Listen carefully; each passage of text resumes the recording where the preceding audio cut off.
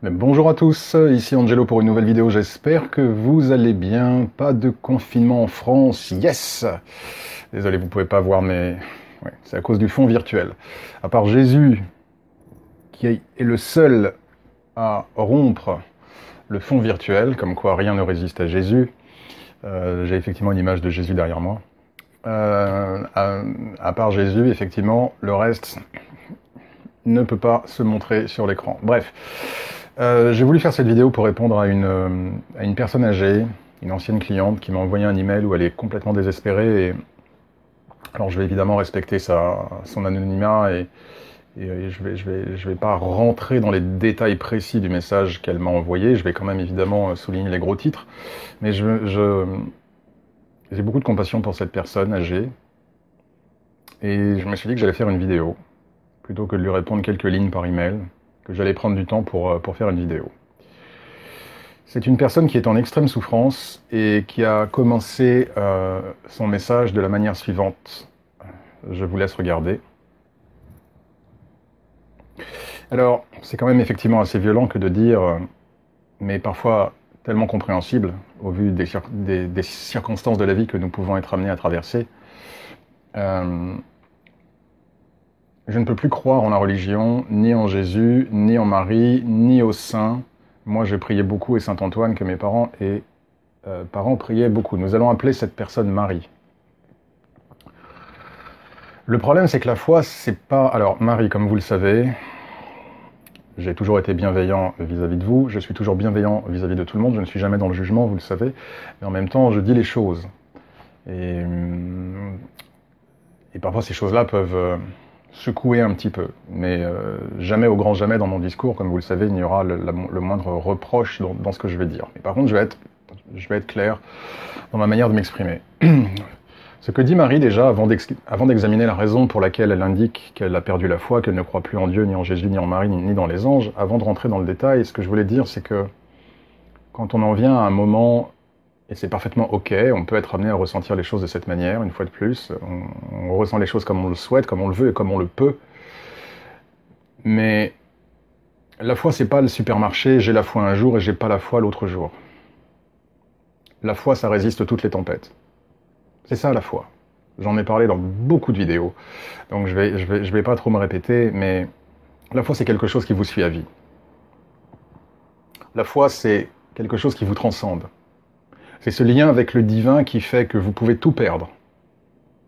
Tout perdre. Il y a une chose que vous ne perdez pas, c'est votre foi en Dieu. Dire que l'on n'a plus foi en Dieu parce que notre vie est difficile revient à dire que parce qu'on croit en Dieu ou parce qu'on a la foi en Dieu, notre vie doit être exempte d'épreuves. Et parfois de séries d'épreuves ou de grosses épreuves. L'un n'est pas corrélé à l'autre. Une fois de plus, je vous renvoie à la vie des plus grands saints, prophètes, mystiques. Aucun d'eux n'a eu une vie facile. Et ce qui en fait des saints, des mystiques, des prophètes, c'est justement que quels que soient les vents, quelle que soit la force des vents, ils pouvaient tout perdre. Ils pouvaient être torturés, menacés, trahis, chassés, bannis, critiqués, insultés, crachés au visage, frappés, tout ce que vous voulez. Mais s'il y a une chose qu'on ne pouvait pas leur retirer, c'est leur lumière intérieure et c'est leur foi. Donc, quand une personne vient me voir en me disant « Je ne crois plus en rien parce qu'il m'arrive ci ou parce qu'il m'arrive ça », je questionne le fait que la personne ait eu la foi. Jamais. Elle a peut-être cru en Dieu, mais ce n'est pas la foi. La foi est à l'épreuve des balles. C'est ce qui en fait quelque chose d'aussi puissant, peut-être d'aussi difficile, c'est que la foi résiste à tout. C'est la première chose. Et donc, comme je le disais, corréler la foi aux épreuves, dans ce sens-là, c'est-à-dire si j'ai des épreuves, la vie s'acharne sur moi, j'ai pas de chance, il m'arrive des choses trop dures, je ne peux plus croire en Dieu à cause de tout ce qui arrive. Et vraiment, mais très sincèrement, de mon point de vue, on peut discuter, on peut être en désaccord avec ça, mais c'est ma chaîne, donc je partage évidemment mes convictions et mes opinions et ma manière de penser le monde et ma spiritualité. De mon point de vue, comme je le disais, l'un n'est pas corrélé à l'autre et ça sous-entend que parce qu'on a la foi, on doit être protégé de toutes les épreuves de la vie. La vie est une épreuve. par définition. Je sais que j'ai perdu le fil de ce que je voulais dire, donc je le mettrai sûrement en écrit. Donc, pour moi, la foi, ça n'a rien à voir avec l'existence terrestre. Puisque nous sommes une âme, nous sommes immortels, nous sommes éternels, et cette foi est ce qui anime notre âme, qui va bien au-delà de notre apparence physique et de notre incarnation physique.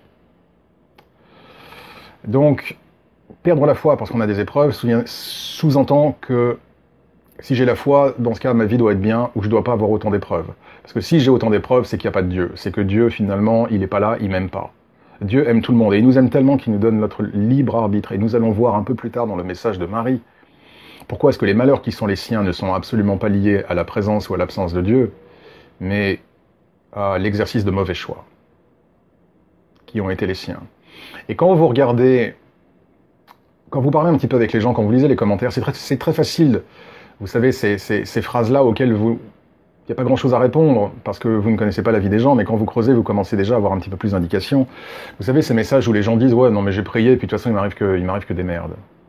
Je prie, il m'arrive que des problèmes. Donc ben voilà, moi je crois plus en rien, j'ai perdu parce qu'à chaque fois que j'ai perdu la foi, parce qu'à chaque fois que j'ai prié, à chaque fois que j'ai demandé, j'étais en détresse, et ben il s'est rien passé. Comment est-ce que vous voulez que je croie en Dieu? Sauf que c'est beaucoup trop simpliste. D'abord, d'une part, la foi peut être éprouvée. Et d'autre part, il ne faut pas oublier que Dieu nous a donné notre libre arbitre, et qu'après, c'est pas son problème. Lui, il nous aime, mais il nous aime comme un parent laisse ses enfants libres. Si les enfants font des mauvais choix et se cassent la figure, est-ce que c'est à cause du père? Non, c'est à cause de l'enfant. Également, ce que je tiens à dire, c'est que les gens, très souvent, ne voient pas les soutiens spirituels qu'ils ont dans leur vie. Ils sont tellement concentrés dans leurs problèmes qu'ils vont dire « j'ai prié, il ne s'est rien passé ». Et quand vous creusez, et j'ai eu ce cas, mais énormément de fois, énormément de fois. J'ai même eu ce cas en travail spirituel, où effectivement je fais un travail spirituel, alors comme je l'ai dit, on ne peut pas guérir tout le monde, on ne peut pas aider tout le monde, je suis toujours très clair par rapport à ça, je suis toujours très humble par rapport à ça, et de toute façon, s'il se passe quelque chose, ce n'est pas moi, je ne suis qu'un conduit, je ne suis que l'homme du milieu, tout le mérite leur revient à eux. Mais j'ai également eu cet exemple, où, par exemple, en faisant un travail spirituel, une personne va me dire, ben Angelo, rien n'a changé, voilà, rien n'a changé. Et puis la personne parle, et puis vous vous rendez compte qu'elle a eu des soutiens spirituels. J'ai une cliente, je me souviens, elle était bloquée dans sa vie, elle avait un appartement qu'elle n'arrivait pas à vendre, ça la rendait mais malade, parce qu'il y avait tellement d'enjeux et d'autres choses qui étaient conditionnées à cette vente, et en même temps il y avait d'autres problèmes, et émotionnels, et familiaux, et ci et ça, et du coup je commence un travail spirituel, et puis genre 2 semaines ou 3 semaines plus tard, elle me dit, bah pareil, toujours pareil, ça va pas, voilà, ça va pas. Et je lui dis, bon ben d'accord, mais il se passe quoi dans votre vie depuis la dernière fois? Et là je me rends compte qu'elle a eu une offre d'achat pour son appartement. Donc ce que je veux vous dire, donc évidemment une aide, un appartement qui était bloqué depuis 1 an ou 1 an et demi, il se passait rien. Donc ce que je veux vous dire, c'est que il faut être très vigilant quand vous avez des gens qui vous disent « j'ai perdu la foi, je ne suis pas entendu, il ne se passe rien ». D'une part, comme je l'ai dit, je ne vais pas me répéter, la foi n'est pas corrélée à la qualité de sa vie. Exemple, les mystiques, les prophètes, les saints.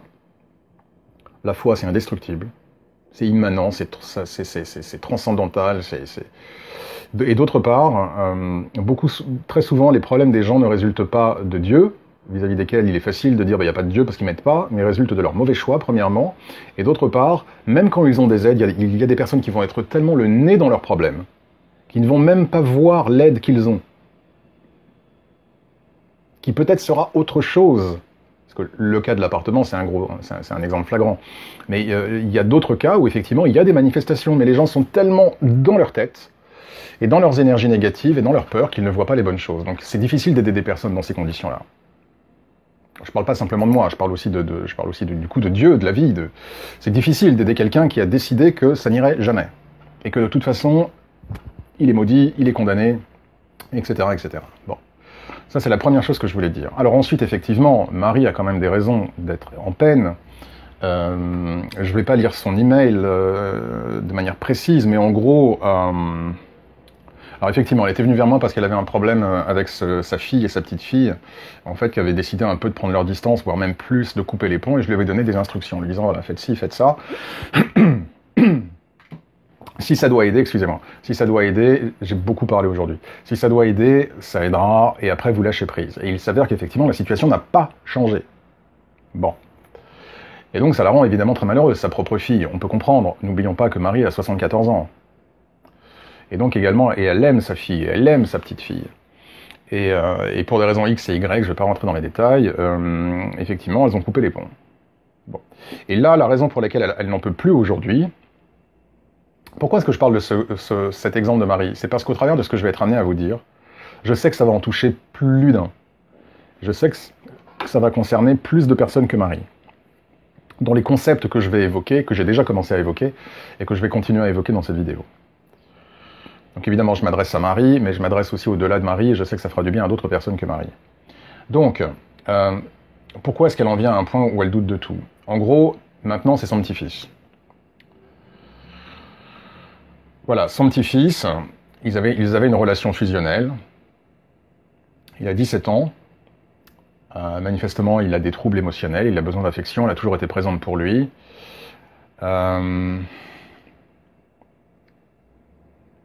Alors, ça, je vais le lire. Je vais le mettre à l'écran. Je vais le mettre à l'écran parce que rien que ça, déjà, Marie, ça doit vous alerter. Donc, comme vous le voyez, effectivement, elle s'est levée à 4 heures du matin pour l'amener en stage. Donc, en gros, elle s'est vraiment défoncée pour lui. Et du coup pour ses enfants, puisque c'est son petit-fils, à Marie, donc forcément ça aide aussi ses enfants, donc les parents du petit-fils. Elle donne de l'argent, elle se lève à 4 heures du matin pour l'amener en stage, c'est elle qui paye tout. Pour Noël, elle a prévu, elle a mis une enveloppe, et ses petits-enfants sont venus prendre l'enveloppe, et après, plus aucune nouvelle. Bon. Et donc effectivement, elle termine en disant « Je suis en grande souffrance ». Pourquoi suis-je puni ainsi? Je suis toujours là à aider les uns, les autres, etc. Pourquoi suis-je puni ainsi? Je ne peux plus croire. Voilà, on en revient au problème de foi. Déjà, il n'y a aucune punition, Marie. Bon, il y a beaucoup de choses à dire. J'essaye d'organiser en temps réel ma pensée. Déjà, beaucoup de choses de ce que j'ai indiqué dans la vidéo Marie sur l'amour inconditionnel.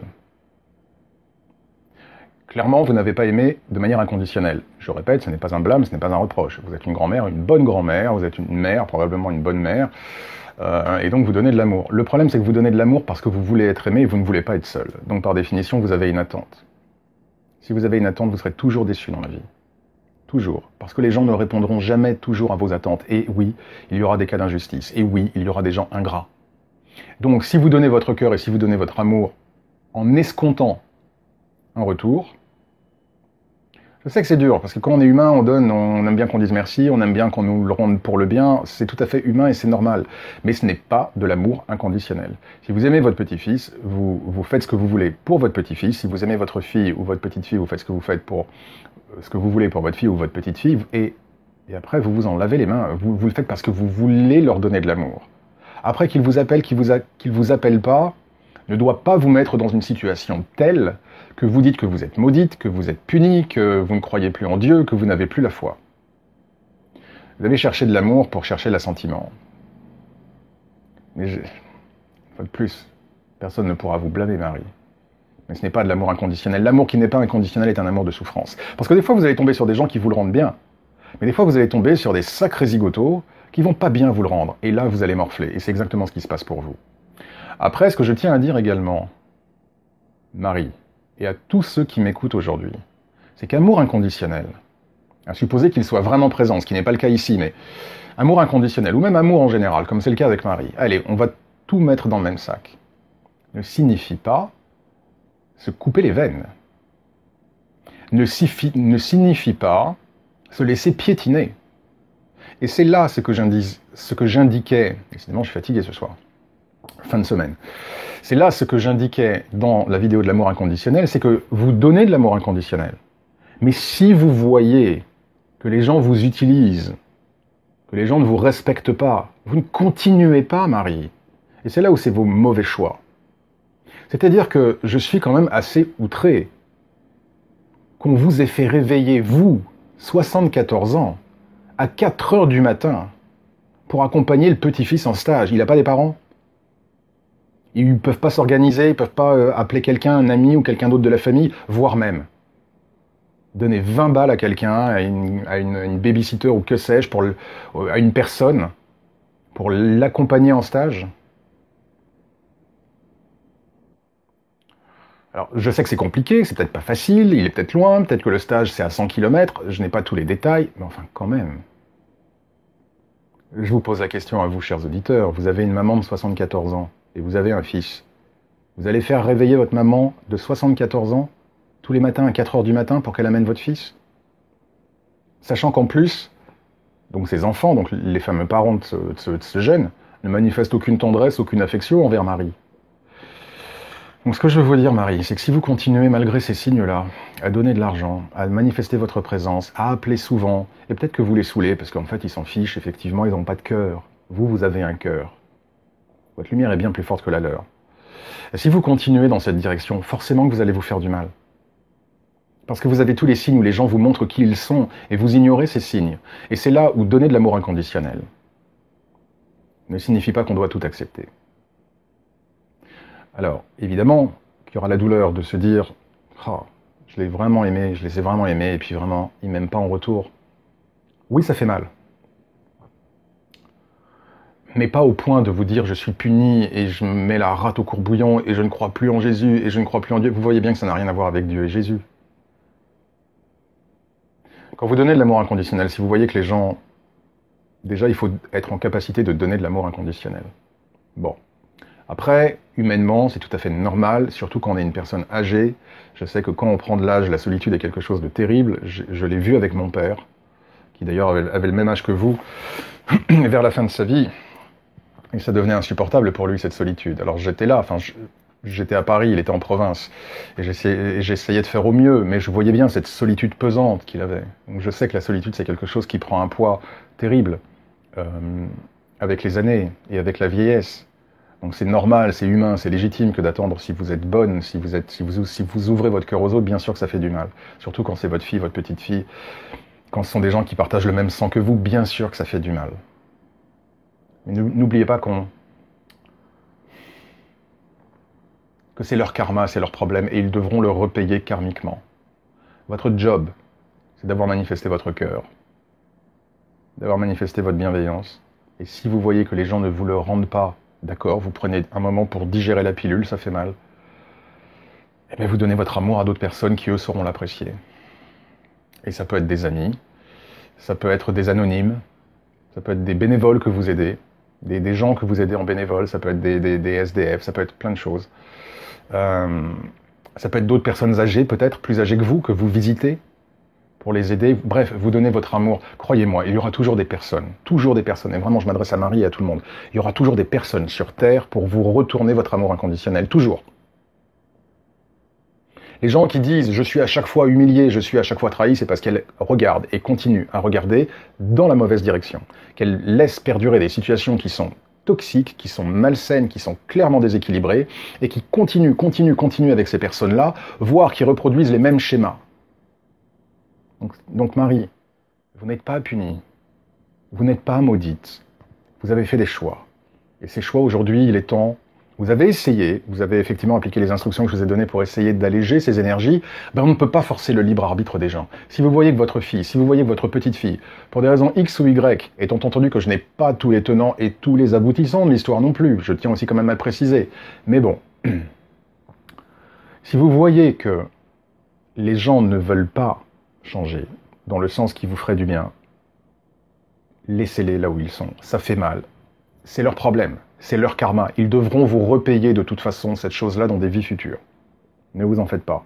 Et en attendant, dans cette vie, ils vont également avoir du karma par rapport à cela. Donc, les choses vont se remettre en place. Donc, en attendant, si vous voyez que vous avez affaire à des gens qui, effectivement, vraiment se moquent de vous, vous prennent pour un compte en banque, un porte-monnaie, pour la domestique de service. Mais vous arrêtez tout de suite. Vous leur dites, écoutez les amis, voilà, moi j'ai fait tout ce que je pouvais. Vous arrêtez même de les contacter, parce que vous voyez très bien que ces personnes ne sont pas bienveillantes envers vous. Donc vous vous concentrez sur des choses davantage bienveillantes, et des personnes un peu plus bienveillantes. Mais Dieu n'a rien à voir là-dedans. Dieu, lui, il voit que Marie continue à se lever tous les matins à 4 heures. Il voit que Marie continue à donner de l'argent, à appeler, à être présente. Dieu, il laisse faire, il respecte le libre arbitre. Donc, une fois de plus, on ne peut pas corréler ça avec la présence ou l'absence de Dieu et la présence ou l'absence de foi.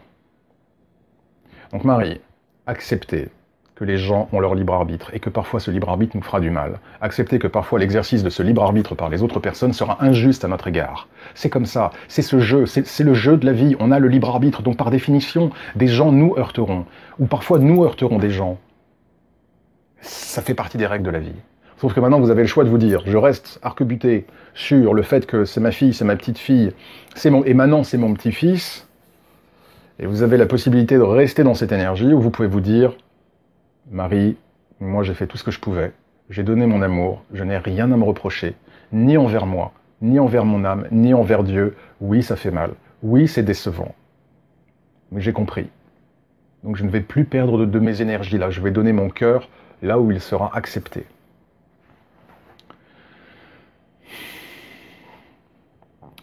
Je ne sais pas si vous serez en capacité de comprendre ce message, ce que j'essaie de vous dire, Marie, et j'espère. J'espère que ça vous aidera. J'espère que ça aidera aussi d'autres personnes. Et quant à votre manque de foi, Marie, je serai le dernier à vous pousser à faire quelque chose que vous ne vous sentez pas de faire. Parce que je me dois de respecter votre libre arbitre, et comme je le dis tout le temps, très souvent, je suis pas un prêcheur, je suis pas un prosélyte, je suis pas un gourou. Donc si vous ne vous sentez pas de prier, et si vous sentez que vous avez une crise de foi, vivez la période telle qu'elle est en ce moment, ne vous posez pas de questions. Quelque chose me dit que vous... Quelque chose me dit que vous serez à nouveau à prier. Même si là maintenant vous avez fermé toutes les portes. Que vous allez reprendre le chemin de la prière et de la foi. Du moins de votre croyance en Dieu, et possiblement en direction d'une foi certaine. Donc quelque chose me dit que la porte n'est pas définitivement fermée. Mais voilà, je dis ça, je dis rien. J'en reste là pour l'heure, chers amis. Chère Marie, je vous envoie évidemment mes meilleures pensées, que Dieu vous bénisse. Chers amis, merci également à vous pour vos messages. Comme vous l'avez vu, je ne peux pas répondre à tout le monde maintenant. Donc je mets beaucoup de cœur, je réponds quand même pas mal. Et donc si vous n'avez qu'un cœur, évidemment, vous aurez peut-être une réponse la prochaine fois. Mais en tout cas, merci pour votre compréhension à ce sujet. Je vous envoie mes meilleures pensées. Prenez bien soin de vous. J'ai déjà en tête la prochaine vidéo, donc je ne vais pas forcément attendre 8 jours pour la prochaine vidéo, peut-être milieu de semaine prochaine. J'aimerais partager une expérience, une attaque occulte que j'ai subie il y a quelques jours. Et j'aimerais en parler un petit peu, et du coup on sera amené à parler des anges. Donc une vidéo qui devrait intéresser pas mal de monde. Merci à tous pour votre présence. Marie, une fois de plus, que Dieu vous bénisse. Prenez bien soin de vous. Et vous tous, chers amis, chers auditeurs, continuez à rester prudents, évidemment, continuez à prendre soin de vous. Et que Dieu vous bénisse.